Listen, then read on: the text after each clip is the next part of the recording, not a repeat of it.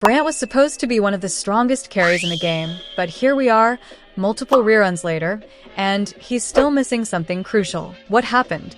And answering the real question, should you still pull him? Let's start with where Brant shines. Thanks to the rise of the triple fusion comp featuring Lupa, Chong-Li, and himself, Brant is finally seeing his full potential realized. Lupa's outro synergizes incredibly well with him, boosting both fusion and basic damage percentages, creating a smooth, deadly rotation. Lupa into Brant into Chong-Li and repeat. If you already have Lupa and Chong-Li, Brant is a high-value pickup who completes a top-tier team. This is the most impactful Brant has been since his first banner. Versatility is one of Brant's strongest suits. He can slot into a wide variety of teams, from fusion comps to standard DPS rotations. He works with Encore, Jinshi, even Qixia if you're desperate. His skill percent buffs on outro and his solid personal damage, assuming you have his SIG, make him one of the most flexible 5 stars in the game. Even if you don't have limited fusion units, Brant still finds a way to be useful. His built-in healing and shielding make him one of the most forgiving characters for tough content like holograms. So, what's the problem? Brant is completely tethered to his signature weapon.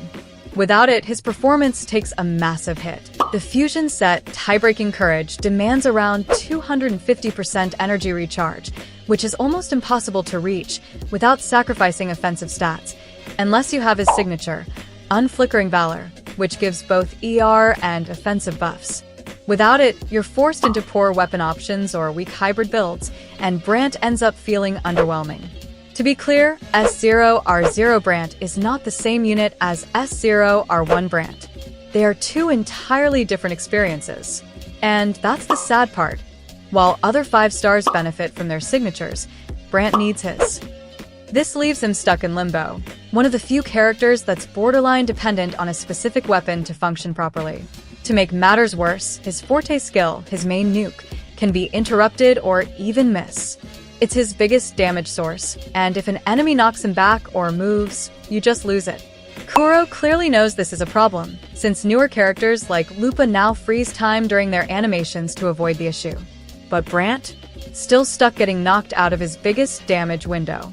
It's not a massive deal breaker, but it's frustrating, especially when you're investing heavily in his damage. So, should you pull for Brant? If you have Lupa and Chong-Li, and you're planning to get his signature weapon, then yes, he's a fantastic addition. But if you're missing his signature weapon or don't have Lupa, Chong-Li, or any other fusion character, you need to know that you're pulling a limited 5-star who will feel significantly worse than advertised. And with future banners like Augusta and Yuno in the picture, it's a big ask. So, if you're going to pull for him, make sure you're also prepared to go for that SIG. Let me know your thoughts in the comments. Are you pulling for Brant this time?